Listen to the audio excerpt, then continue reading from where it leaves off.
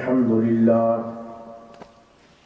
لله نحمده ونستعينه ونستغفره ونؤمن به ونتوكل عليه ونعوذ بالله من شرور أنفسنا ومن سيئات أعمالنا من يهده الله فلا مضل له ومن يضلل فلا هادي له ونشهد أن لا إله إلا الله وحده لا شريك له لا ند له ولا ضد له ولا مثل له ولا مثيل له ولا مماثل له سرمدي أبدي أزلي دهري ديمومي لا أول له ولا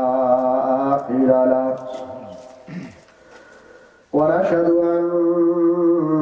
سيدنا وسندنا وحبيبنا وحبيب ربنا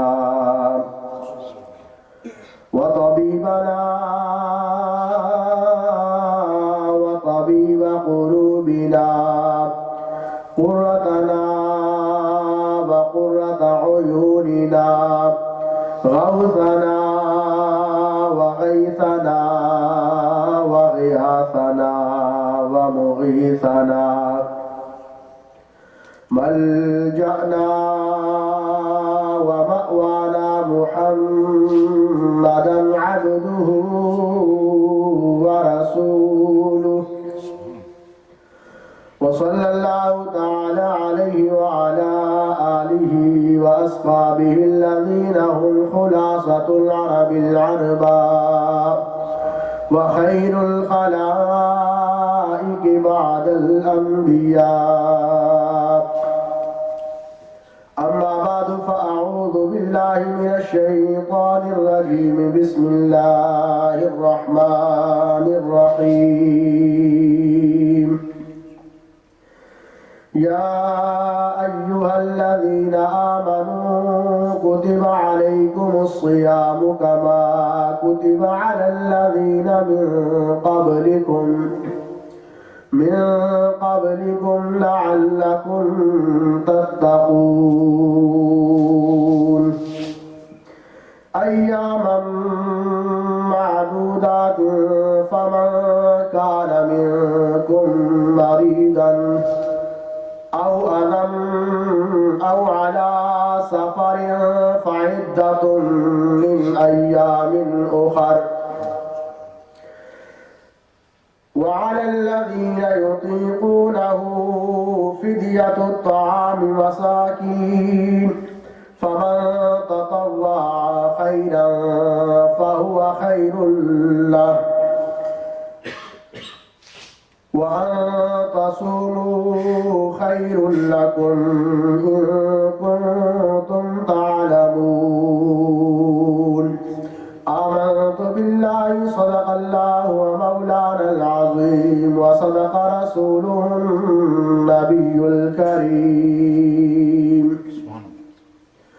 وقال الله تبارك وتعالى في شان حبيبه مخبرا وآمرا إن الله وملائكته يصلون على النبي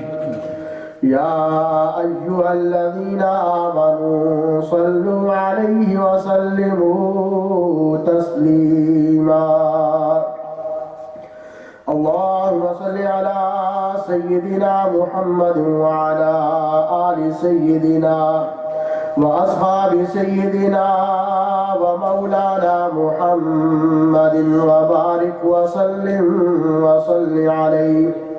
الصلاة والسلام عليه عليك يا سيدي يا رسول الله وعلى آلك وأصحابك يا سيدي يا حبيب الله الصلاة والسلام عليك يا شفيع المذنبين وعلى آلك وأصحابك يا رحمة للعالمين الصلاة والسلام عليك يا سراج السالكين وعلى آلك وأصحابك يا محبوب رب العالمين مولاي صل وسلم دائما أبدا على حبيبك خير الخلق كلهم هو الحبيب الذي ترجى شفاعته لكل هول من الأهوال مقتحم يا أكرم الخلق ما لي من ألوذ به سواك عند حلول الحادث العمم يا رب بالمصطفى بلغ مقاصدنا واغفر لنا ما مضى يا واسع الكرم مولاي صل وسلم دائما أبدا على حبيبك خير الخلق كلهم. حمد و صلاۃ کے بعد واجب الاحترام حاضرین و سامعین ذی وقار، اللہ تبارک و تعالیٰ کی بارگاہ میں دعا ہے اس کے بے حد و بے شمار احسان اور اس کے شکر کے ساتھ کہ خالق کائنات نے، اس مالک ارض و سما نے ایک مرتبہ پھر ہمیں نماز جمعہ کی ادائیگی کے لیے جمعۃ المبارک کے اس بابرکت دن ان بابرکت گھڑیوں میں اپنے گھر میں حاضر ہونے کی توفیق عطا فرمائی. اللہ تبارک و تعالیٰ کی بارگاہ میں دعا ہے کہ رب ذوالجلال مجھے حق بیان کرنے کی اور سب کو اس پر عمل پیرا ہونے کی توفیق عطا فرمائے. سامعین محترم، آپ احباب کے علم میں ہے کہ شعبان المعظم کا بابرکت مہینہ جسے رسول اللہ صلی اللہ تعالی علیہ وسلم نے اپنے ساتھ نسبت دی ہے، اور اس کی جو حقیقت ہے، جو اس کے فضائل ہیں، آپ نے گزشتہ جمعۃ المبارک کے بیان میں سماعت فرمائی. یہ بابرکت مہینہ اسے رسول اللہ صلی اللہ علیہ وسلم نے فرمایا کہ یہ میرا مہینہ ہے، اور اس بابرکت مہینے کو رسول اللہ صلی اللہ تعالی علیہ وسلم رمضان المبارک کے مہینے کی تیاری کے حوالے سے اسے گزارا کرتے تھے، اور رمضان المبارک کے بابرکت مہینے کی خوب تیاری رسول اللہ صلی اللہ علیہ وسلم اس بابرکت مہینے میں کیا کرتے. اور یہ مہینہ اپنے اختتام کی جانب بڑی تیزی کے ساتھ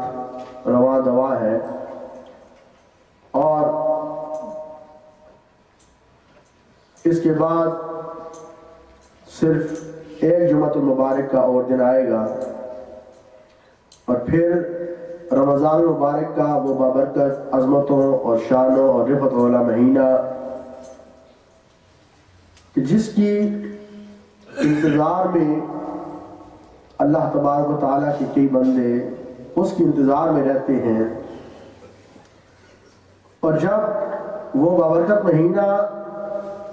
آ کے گزر جاتا ہے تو ایمان والے پورا سال اس کے انتظار میں رہتے ہیں کہ کب اللہ تبارک و تعالیٰ پھر دوبارہ ہمیں رمضان مبارک کے وہ بابرکت مہینے کی وہ بابرکت گھڑیاں عطا فرمائے گا، وہ عظمتوں والی ساعتیں اور وہ رحمتیں، وہ اللہ کے نور گھڑیاں کب ہمیں میسر آئے گی۔ تو ایمان والوں کو تو سارا سال اس مہینے کا انتظار رہتا ہے، لیکن ہم جیسے گناہگاروں کے لیے رسول اللہ صلی اللہ علیہ وسلم نے فرمایا کہ شعبان کے مہینے میں اس کے لیے تیاری شروع کرو، اور ہمیں اپنے عمل سے بتایا کہ کس طرح رمضان مبارک کے مہینے کے لیے تیاری کرنی ہے، چونکہ وہ عظمتوں والا مہینہ جس میں اللہ تبارک و تعالیٰ آسمانوں کے دروازے، اور ایک روایات کے مطابق آتا ہے کہ جنت کے دروازے کھول دیے جاتے ہیں اور جہنم کے دروازوں کو بند کر دیا جاتا ہے، اور اللہ تبارک و تعالیٰ اس مہینے کے بارے میں قرآن مجید میں ارشاد فرماتا ہے کہ یا ایھا الذین آمنوا کتب علیکم الصیام کما کتب علی الذین من قبلکم لعلکم تتقون، کہ اے ایمان والو تم پر اس مہینے کے رمضان مبارک کے روزے فرض کر دیے گئے ہیں، کما کتب علی الذین من قبلکم، جیسے تم سے پہلے لوگوں پہ فرض کیے گئے ہیں۔ یہ روزے جو صبح سے شام تک سحری سے لے کر سورج کے غروب ہونے تک بھوکا اور پیاسا رہنے کا جو حکم دیا گیا ہے، اور جسے شرعی اصطلاح میں روزے کا نام دیا گیا ہے، یہ صرف تم پہ فرض نہیں کی گئی۔ یہ چیز صرف کھانے پینے سے یا کئی شرعی حاجات سے جو حلال ہوتی ہے عام حالات میں، اور رمضان میں انہیں ان سے منع کر دیا گیا ہے، ان سے روک دیا گیا ہے، یہ صرف حکم تمہیں ہی نہیں ہے بلکہ تم سے پہلی امتوں پر بھی روزے فرض کیے گئے تھے، اور اس کی وجہ کیا ہے؟ لعلکم تتقون، تاکہ تم متقی ہو جاؤ، تاکہ تم پرہیزگار ہو جاؤ، اور یہ پرہیزگاری، یہ متقی ہونا، یعنی اللہ تبارک و تعالیٰ کا خوف اور اس کا ڈر تمہارے دل میں آ جائے، تمہارے دل میں گناہ سے نفرت پیدا ہو جائے، کہ جس طرح رمضان مبارک کے بابرکت مہینے میں اللہ تبارک و تعالیٰ نے کئی حلال چیزیں حرام کر دی ہیں، روزے کی حالت میں حلال کاموں سے، کئی حلال کاموں سے جو عام حالات میں انسان کے لیے حلال ہوتے ہیں، ان کاموں سے روزے کی حالت میں روک دیا گیا ہے۔ تو اگر ایک شخص حلال کاموں سے جب اسے روکا جائے، جب اسے عام کاموں سے جو انسان کی ضروریات زندگی میں سے ہے، کھانا پینا انسان کا ایک اس کی زندگی کے لیے انتہائی ضروری چیز ہے، انتہائی ضروری ہے، انسان کھانے پینے کے بغیر زندہ نہیں رہ سکتا۔ کچھ وقت، کچھ دن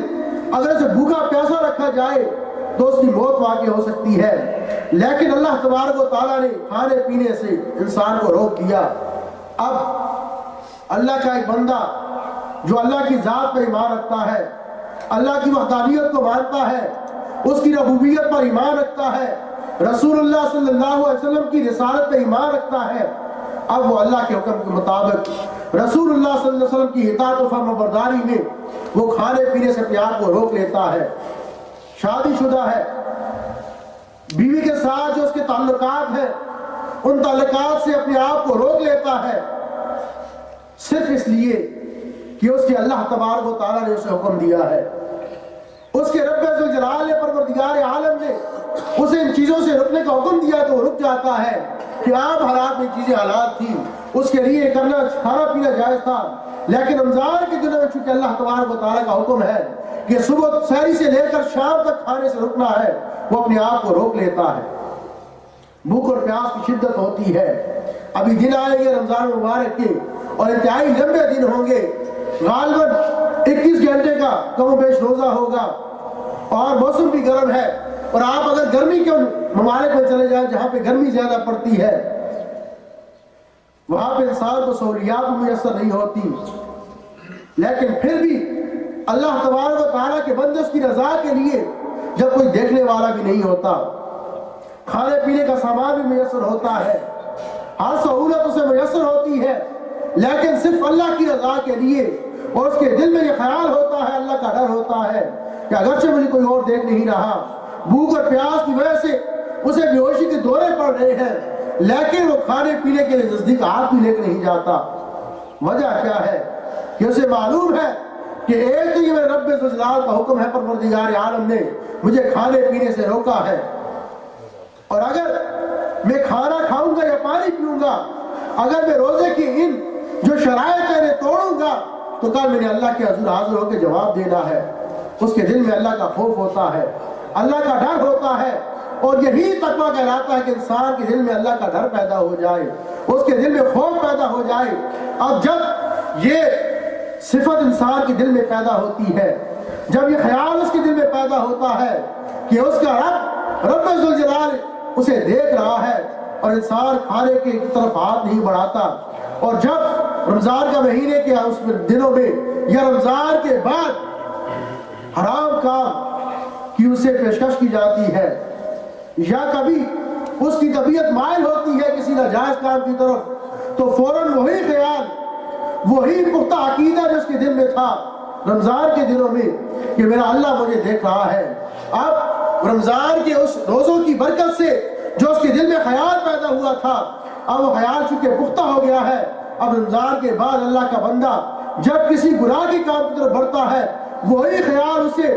دل میں ٹھونگے مارتا ہے کہ اللہ کے بندے تجھے اللہ دیکھ رہا ہے، تیرا پروردگار عالم تجھے دیکھ رہا ہے، وہ ہر لمحہ تجھ سے غافل نہیں ہے، وہ تجھے دیکھ رہا ہے۔ انسان کے دل میں جب خیال پیدا ہوتا ہے تو پھر وہ بندہ جو رمضان کے دنوں میں روزے کی حالت میں جو کام جائز ہوتے تھے اللہ نے روکا تھا، رک گیا تھا، آج وہ ناجائز کاموں کی طرف، گناہ کی کاموں کی طرف پھر اپنا قدم نہیں بڑھاتا، اس کے قدم رک جاتے ہیں۔ اگر وہ قدم اٹھاتا بھی ہے، اگر اس کا ہاتھ آگے بڑھتا بھی ہے، لیکن دل میں یہ خیال اسے ہر لمحے اور ہر وقت سے یہ خیال اس کے دل میں چپتا رہتا ہے کہ اس کا اللہ اسے دیکھ رہا ہے۔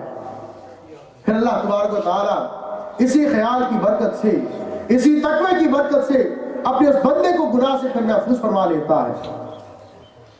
اور سامعین محترم، یا ایھا الذین آمنوا کتب علیکم الصیام کما کتب علی الذین من قبلکم لعلکم تتقون،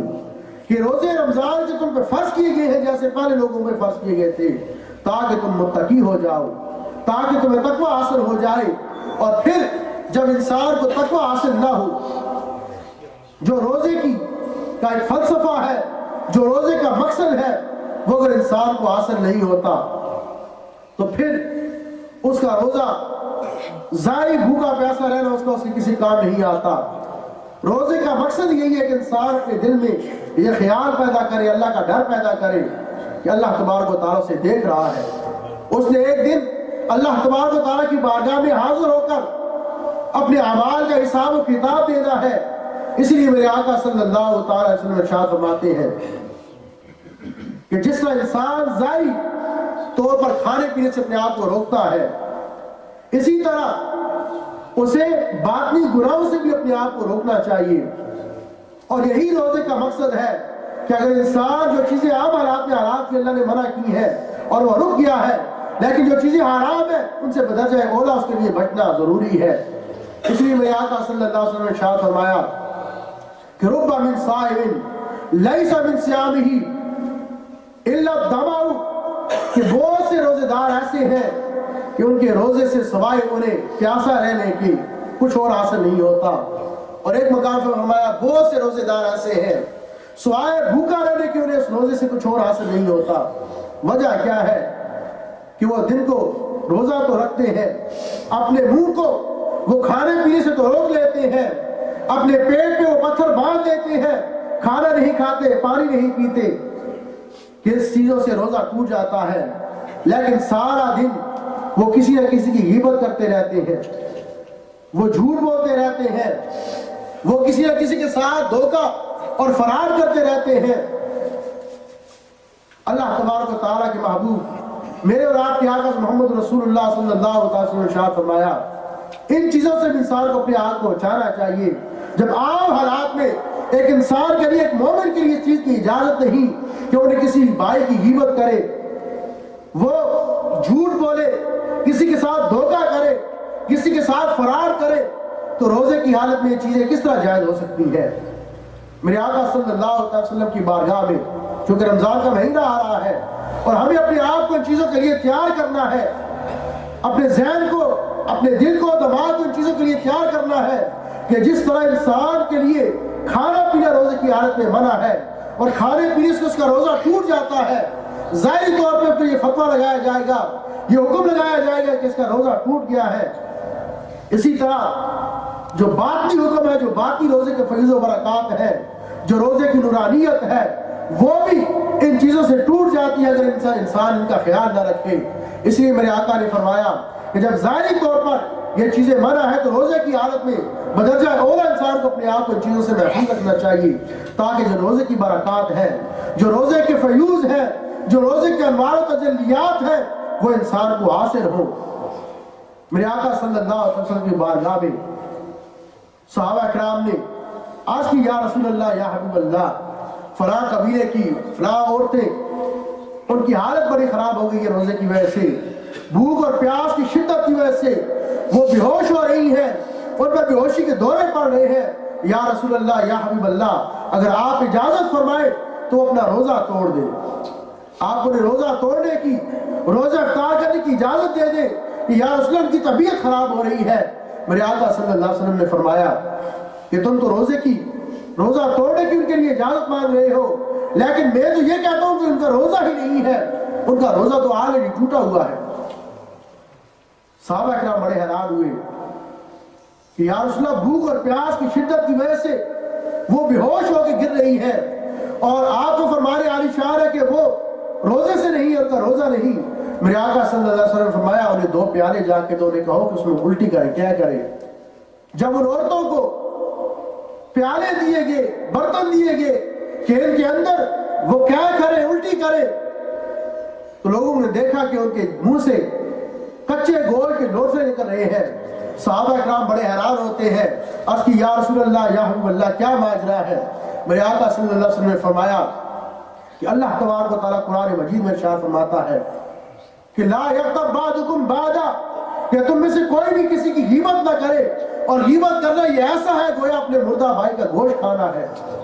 جب کوئی غیبت کسی کرتا ہے گویا وہ اپنے مردہ بھائی کا کچا گوشت کھا رہا ہوتا ہے، چونکہ سارا دن ان کا روزہ تھا، بظاہر اپنے آپ کو کھانے پینے سے روکا ہوا تھا، لیکن روزے کی حالت میں جو کام ان کے لیے عام حالات میں حرام تھا، وہ روزے کی حالت میں اس کا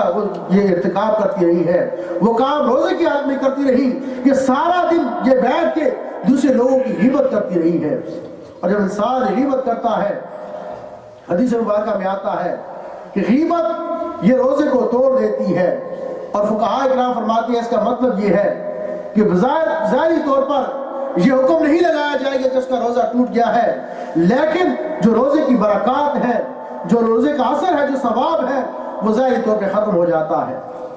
لیکن اگر انسان کھا پی لے بغیر کسی عذر سے، اس کو کوئی ظاہری عذر نہیں ہے، کوئی شرعی عذر نہیں، کوئی شخص بیمار نہیں ہے، میرے آقا صلی اللہ علیہ وسلم فرماتے ہیں اگر بغیر کسی عذر کے اور بغیر کسی بیماری کے اگر کوئی شخص روزہ توڑ دیتا ہے، روزہ نہیں رکھتا، بہت سے ہم میں سے ایسے لوگ ہیں، خاص کر ہم جانتے بھی ہیں ہمارے اس ماحول میں ایسا ہوتا ہے کہ صحت ہونے کے باوجود، تندرستی ہونے کے باوجود ایک شخص جوان ہے، صحت و تندرستگی ہے، بعض اوقات مسائل کا پتہ نہ ہونے کی وجہ سے اور بعض اوقات سستی کی وجہ سے بہت سے ہمارے احباب روزہ توڑ دیتے ہیں، روزہ نہیں رکھتے، اور اس چیز کو انتہائی معمولی لیتے ہیں کہ روزہ نہیں رکھا تو کیا ہوگا، جب نماز نہیں پڑھتے اس طرح روزہ بھی مس کر دیا جاتا ہے، چھوڑ دیا جاتا ہے، اور یہ ذہن میں ہوتا ہے کہ فدیہ دے دیا جائے گا یا بعد میں رکھ لیں گے، یا کچھ لوگ بغیر کسی عذر کے اور بغیر بادر کیے وہ روزہ توڑ دیتے ہیں۔ میرے آقا صلی اللہ علیہ وسلم نے ارشاد فرمایا کہ جب کوئی شخص ایک دن کا روزہ بغیر کسی عذر کے توڑ دیتا ہے اور روزہ وہ چھوڑ دیتا ہے، نہیں رکھتا، میرے آقا نے فرمایا ساری زندگی، سارا زمانہ، قیامت تک وہ روزہ رکھتا رہے تو ساری زندگی کے روزے، سارے زمانے کے روزے اس ایک روزے کی اجر کو، اس کی کمی کو پورا نہیں کر سکتے۔ جو رمضان کے دنوں میں روزہ رکھا جاتا ہے جو رمضان کے روزے اللہ تبارک و تعالیٰ نے فرض کیے ہیں، ان کی فضیلت، ان کی اہمیت کا انداز اس بات سے آپ بخوبی لگا سکتے ہیں۔ ایک شخص بڑی آسانی کے ساتھ، بڑے ایک معمولی سی بات ہے، ایک عام فہم بات ہے، عام شخص کے سمجھنے کی کافی ہے کہ میرے آقا نے فرمایا کہ سارا زمانہ، سارے زمانے کی، یہ بھی نہیں فرمایا کہ ساری زندگی، ایک شخص کی زندگی 1 سال ہے، 2 سال وہ زندہ رہتا ہے، کوئی شخص 20 سال یا 50 سال زندہ رہتا ہے، پھر بھی اس کا حساب لگایا جا سکتا ہے کہ 50 سال کے روزے ایک روزے کی اس اہمیت کو، اس کمی کو پورا نہیں کر سکتے۔ میرے آقا نے یہ نہیں فرمایا کہ ساری زندگی، فرمایا پورے زمانے کے روزے اس ایک روزے کی کمی کو پورا نہیں کر سکتے۔ کتنی اہمیت ہوگی اس ایک روزے کی، رمضان کے روزے کی، کتنا فضل، اس کا مقام مرتبہ ہوگا رمضان کے اس ایک روزے کا، جس کے بارے میں اللہ تبارک و تعالیٰ بھی فرماتا ہے کہ انسان کے ہر عمل کا بدلہ اسے قیامت کے دن دیا جائے گا، اور سوائے روزے کے کہ روزے کا بدلہ صرف میں ہوں، یا اس کا بدلہ صرف میں ہی دوں گا، کہ انسان نہیں جانتا کہ جب وہ روزہ رکھتا ہے اللہ کی رضا کے لیے اور روزے کی شرائط کو پورا کرتا ہے، روزے کی حالت میں اپنے آپ کو وہ ہر قسم کے ظاہری باطنی گناہوں سے، برائیوں سے بچاتا ہے، جب اسے روزے کی برکات حاصل ہوتی ہے تو پھر اللہ تبارک و تعالیٰ کی بارگاہ سے اسے کتنا مقام ملے گا،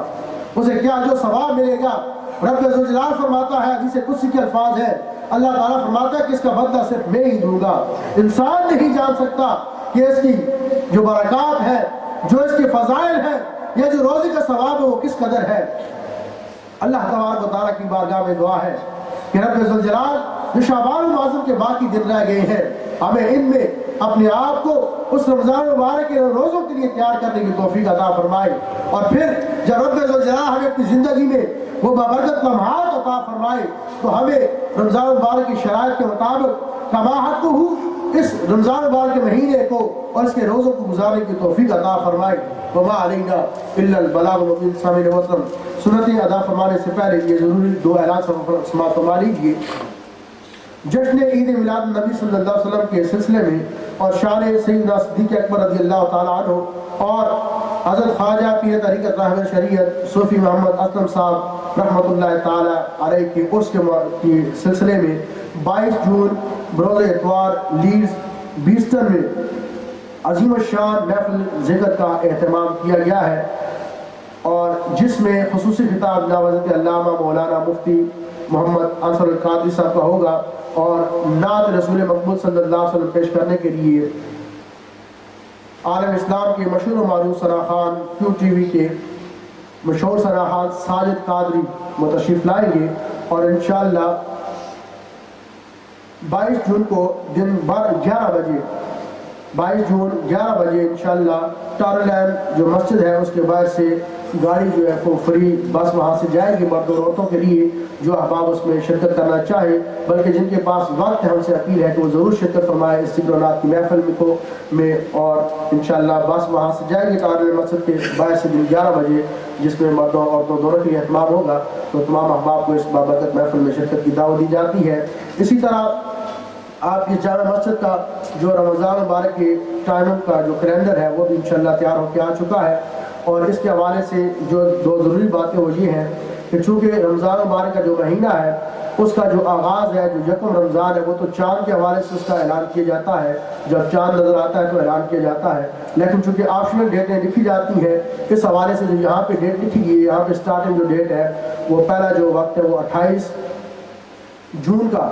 جو پہلا وقت ہے یہاں پہ، لیکن یہ اس لیے نہیں کہ اعلان کیا جا رہا ہے کہ 28 تاریخ کو روزہ سٹارٹ ہوگا، یہ صرف ایک آپشنل چیز ہے۔ اگر 28 کو سٹارٹ ہوتا ہے آپ کے پاس اس کی جو سحری کا یا افطاری کا جو وقت ہے وہ اویلیبل ہو، اس لیے یہاں پہ درج کیا گیا ہے، لیکن جو یکم رمضان کی تاریخ ہے وہ چاند دیکھ کے اس کا اعلان کیا جائے گا آپ کی مسجد میں بھی، اور آپ مختلف ذرائع سے جان لیں گے انشاءاللہ کہ رمضان کی جو پہلی تاریخ وہ کب ہے۔ اور دوسری چیز، چونکہ فجر کی نماز عام حالات میں آپ کی اس مسجد میں دن کو صبح 4 بجے ہوتی ہے، لیکن چونکہ رمضان مبارک میں سحری کا وقت جلدی ختم ہو جاتا ہے اور روزہ تقریباً وہ 2 بجے کے قریب آپ کی اس جامع مسجد کے جو کیلنڈر اس کے مطابق بند ہوگا، چونکہ اگر 2 بجے روزہ بند ہوتا ہے تو اس سے پھر 2 سے لے کر 4 بجے تک کا انتظار کرنا چونکہ مشکل ہوتا ہے، رات کا وقت ہوتا ہے، صبح آپ نے جو کام والے انہیں کام پہ جانا ہوتا ہے، اس لیے آپ کی سہولت کی خاطر جو فجر کی نماز کا وقت ہے اسے چینج کر دیا جاتا ہے، اور فجر کی نماز اسی وجہ سے رمضان مبارک کے بابرکت مہینے میں وہ 2:30 بجے ہوگی، 2:30 پہ وہ فرسٹ جو پہلا ہفتہ ہوگا اس میں ہوگی۔ اس کے ساتھ ساتھ انشاءاللہ ٹائم جو اعلان کیا جائے گا، اور کیلنڈر بھی اویلیبل، اس پہ ٹائمنگ موجود ہے۔ صرف اس لیے عرض کیا گیا کہ بعض اقوام کے ذہن میں ہوتا ہے کہ رمضان میں کیوں نماز جلدی ہوتی ہے، عام حالات میں 4 بجے جماعت ہوتی ہے اور رمضان میں جلدی ہوتی ہے، تو وجہ یہی ہے کہ آپ کی سہولت کی خاطر کہ روزہ بند کر کے جلدی آپ نماز پڑھ کے پھر آپ کے پاس وقت ہو، آپ آرام کر سکتے ہیں صبح جاب پہ جانے سے پہلے۔ تو یہ وجہ تھی۔ اگر آپ کو یہ کیلنڈر چاہیے تو مسجد کے باہر انشاءاللہ وہ وہاں پہ ہوں گے، تو آپ وہاں سے ضرور یہ کیلنڈر لے کے جائیں۔ وما علینا الا البلاغ، سنتوں کے لیے آگے بیان تشریف لے بخاری جگہ سے پسند